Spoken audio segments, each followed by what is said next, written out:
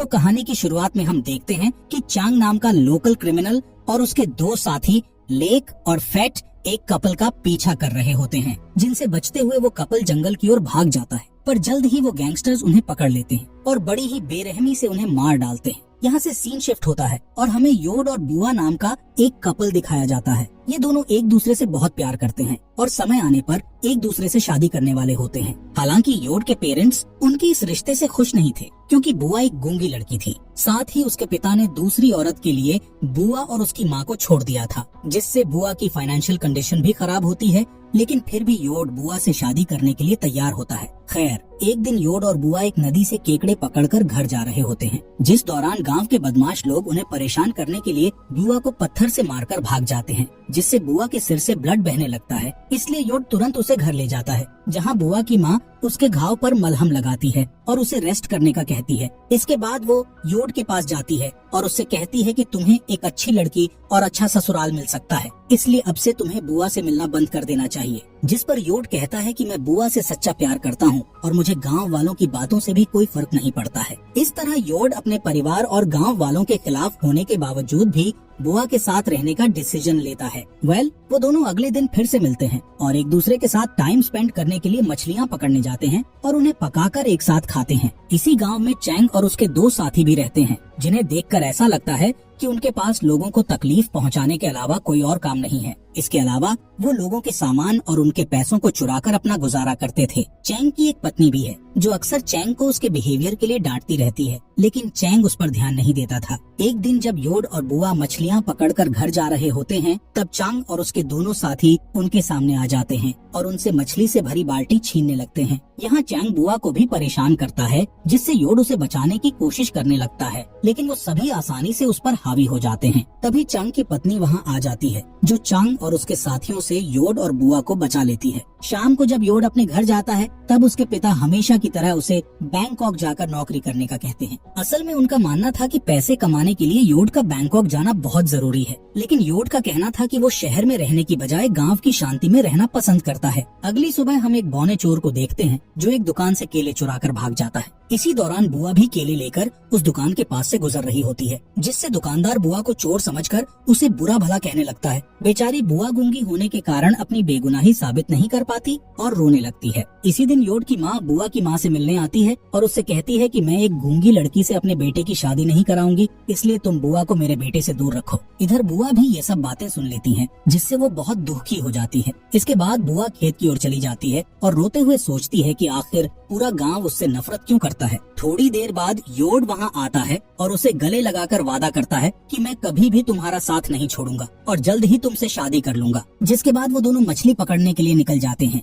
यहाँ योड मछली पकड़ने के जाल को ठीक कर रहा होता है, जिस दौरान चांग और उसके साथी वहाँ आकर बुआ को किडनैप करके उसे जंगल में ले जाते हैं, जहाँ चांग जबरदस्ती उसके कपड़े उतारने की कोशिश करता है, जिससे बुआ उससे लड़ने की कोशिश करती है, लेकिन वो तीनों लोग बुआ को बुरी तरह पीटते हैं। इस बीच जब योड को कहीं भी बुआ दिखाई नहीं देती, तो वो उसे आसपास खोजने लगता है। तब उसे बुआ की एक स्लीपर मिलती है, जिससे उसे एहसास होता है कि बुआ खतरे में है, इसलिए वो जंगल में जाकर उसे ढूंढने लगता है। जिसके बाद वो देखता है कि चैंग और उसके साथी बुआ पर बेरहमी से हमला कर रहे हैं, इसलिए वो बुआ को बचाने के लिए तीनों गैंगस्टर से लड़ाई करता है। पर वो तीनों गैंगस्टर्स आसानी से योड पर काबू पा लेते हैं और उसे मार मार कर घायल कर देते हैं। इसके बाद चैंग बुआ के साथ जबरदस्ती करता है और फिर वो गैंगस्टर्स उन दोनों को मारकर जंगल में कहीं दफना देते हैं। रात होने पर जब बुआ घर नहीं लौटती, तब उसकी माँ को उसकी बहुत फिक्र होती है, इसलिए वो अगली सुबह योड के परिवार से मिलने जाती है, जहाँ उसे पता चलता है कि रात से योड भी घर पर नहीं लौटा है। इस बात से परेशान योड और बुआ के पेरेंट्स अपने बच्चों की तलाश में निकल जाते हैं। जब वो खेत में पहुँचते हैं, तो उन्हें वहाँ योड और बुआ का सामान दिखाई देता है, जिससे उन्हें अपने बच्चों की और भी ज्यादा फिक्र होने लगती है। यहाँ उन्हें एक आदमी मिलता है, जो बताता है कि चांग और उसके साथी कुछ दिनों से योड और बुआ का पीछा कर रहे थे। ये जानकर वो तीनों सीधे चांग के घर जाते हैं, जहाँ चांग उन्हें धमकी देकर भगा देता है। इसके बाद वो तीनों दुखी होकर पुलिस स्टेशन में मिसिंग रिपोर्ट कराते हैं और पुलिस को बताते हैं कि उन्हें चांग और उसके लोगों पर शक है कि उन्होंने उनके बच्चों के साथ कुछ गलत किया है। जिस पर ऑफिसर कहता है कि अभी उनके पास चांग के खिलाफ कोई सबूत नहीं है, इसलिए वो कोई एक्शन नहीं ले सकते। इसके अलावा ऑफिसर कहता है कि शायद दोनों बच्चे अपनी नई जिंदगी शुरू करने के लिए शहर भाग गए होंगे। इसके बाद हम चांग के एक साथी लेक को देखते हैं, जो जंगल में अकेला घूम रहा होता है। असल में उसे अपने किए क्राइम का बहुत गिल्ट था और वो अपने गिल्ट से भाग नहीं पा रहा था। कुछ ही समय बाद चांग और फेट उसके पास आते हैं और उससे पूछते हैं कि क्या तुम ठीक हो, जिस पर लेक कहता है कि मैं कुछ दिनों से बहुत बुरा महसूस कर रहा हूँ और अपने आप को बदलना चाहता हूँ।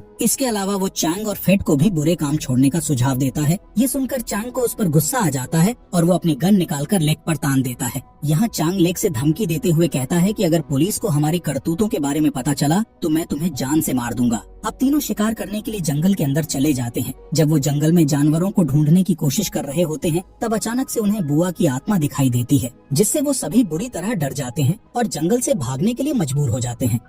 रात में वो तीनों गैंगस्टर्स कुछ लड़कियों के साथ ड्रिंक करते हुए एंजॉय कर रहे होते हैं, जिस दौरान लेक वॉशरूम का कहकर बाहर आ जाता है। जब वो बाहर होता है तब उसे जमीन पर एक सफेद कपड़े पहने हुए लड़की दिखाई देती है, इसलिए लेक धीरे धीरे उसके पास आता है और उसे पलटकर देखने की कोशिश करता है। जब वो उस लड़की को पलटता है तब उसे पता चलता है कि वो लड़की कोई और नहीं बल्कि बुआ है। बुआ को देखकर लेक बहुत डर जाता है, इसलिए वो तुरंत अपने दोस्तों के पास भागता है। खैर, वो तीनों पार्टी खत्म करने के बाद अपने अपने घरों में लौट जाते हैं, लेकिन उन सभी को बुआ का बहुत डर था। खासकर लेक को ज्यादा डर लग रहा होता है। जब वो अपने बेड पर जाता है तब उसे बार बार बुआ दिखाई देती है, जो कि उस पर हमला कर रही होती है। इस बात से परेशान होकर लेक को पूरी रात नींद नहीं आती। अगली सुबह लेक फेट से मिलता है और उससे बात करते हुए उसे अपने कल रात वाले डरावने इंसिडेंट के बारे में बताता है, जिससे फेट हैरान हो जाता है और बताता है कि मुझे भी इस तरह के डरावने विजन्स आ रहे हैं। यहाँ लेक फेट को गांव छोड़कर शहर में नौकरी ढूंढने का कहता है ताकि वो इस मुसीबत से दूर जा सकें।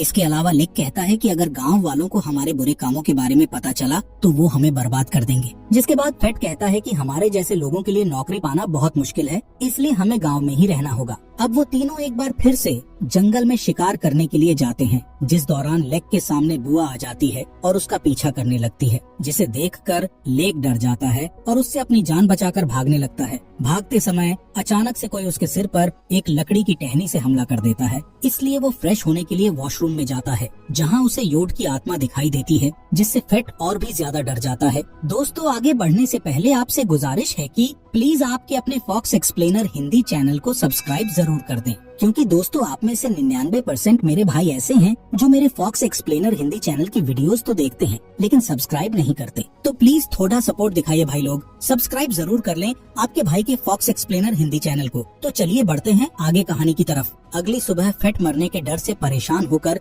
मंदिर में जाता है, जहां वो अपनी जान बचाने के लिए भगवान से प्रार्थना करता है। इसके बाद वो चैंग से मिलता है, उसे बताता है कि मैं गांव वालों के सामने अपने गुनाहों को कबूल करने वाला हूँ। इस बात पर चांग को बहुत गुस्सा आता है और वो फेट के चेहरे पर मुक्का मारकर उसे चुप रहने का आदेश देता है। लेकिन फेट अब और चुप रहना नहीं चाहता था, इसलिए वो जिद करने लगता है कि वो गांव वालों को सब कुछ बता देगा। इस बात पर चांग उसे बेरहमी से पीटने लगता है और जान से मारने की धमकी भी देता है, इसलिए फेट उससे डरकर शांत हो जाता है। इसी रात चांग को भी एक डरावना सपना आता है, जिसमें चांग को योड और बुआ की आत्मा ने बेड से बांध दिया होता है और वो दोनों आत्मा उसे परेशान कर रही होती है। साथ ही वो एक कुल्हाड़ी लेकर चांग के पास आ रहे होते हैं। अगले दिन हम फेट को देखते हैं, जो पास की ही एक नदी में मछली पकड़ रहा होता है, जिस दौरान उसे एक डरावनी आवाज सुनाई देती है, जिससे वो बहुत घबरा जाता है और चारों ओर देखने लगता है, पर उसे वहाँ कोई भी नजर नहीं आता है। तभी अचानक उसे पानी में किसी चीज के गिरने की आवाज सुनाई देती है, जिससे वो और भी ज्यादा घबरा जाता है। अब डरते हुए वो जंगल से भागने की कोशिश करता है,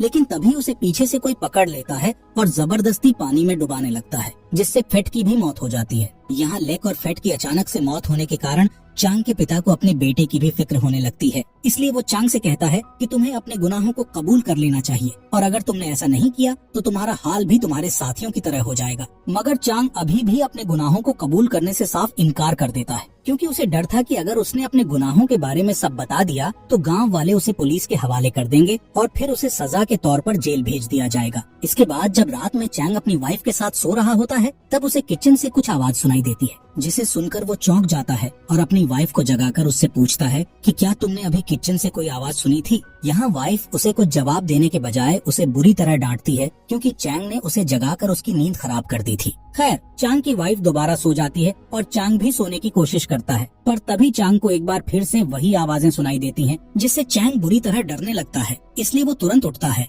और लाइट ऑन करने के लिए जाता है, जहां उसे पता चलता है कि उसके घर की ट्यूब लाइट खराब हो गई है। अब क्योंकि चांग को अंधेरे से डर लग रहा था, इसीलिए वो मोमबत्ती जलाने का सोचता है, पर जब वो मोमबत्ती जलाता है तब मोमबत्ती अपने आप ही बुझ जाती है। जिसके बाद चांग दोबारा उस मोमबत्ती को जलाता है और जैसे ही वो पीछे मुड़ता है तो उसके सामने बुआ की आत्मा आ जाती है, जिससे चांग बुरी तरह डर जाता है। पर किसी तरह वो एक चाकू उठाता है और बुआ के ऊपर बार बार अटैक करने लगता है, जिस दौरान उसे एहसास होता है कि उसने चाकू से बुआ पर नहीं बल्कि अपनी वाइफ पर हमला किया था और इस हमले से उसकी वाइफ की मौत भी हो गई है। यहाँ चैंग को विश्वास नहीं हो रहा था कि उसने अपनी ही वाइफ को मार दिया है। जिसके बाद चांग एक बच्चे की तरह रोने लगता है। तब उसके पीछे से एक अनजान इंसान आता है और उस पर हमला करके उसे बेहोश कर देता है। थोड़ी देर बाद जब चांग को होश आता है तो वो खुद बंधा हुआ पाता है। तभी वहाँ योड और बुआ आते हैं, जो कि अभी भी जिंदा थे। चांग उन दोनों को जिंदा देखकर बहुत हैरान हो जाता है। यहाँ योड और बुआ रिवील करते हैं कि चांग और उसके साथियों ने उन दोनों को जिंदा दफनाया था। साथ ही जब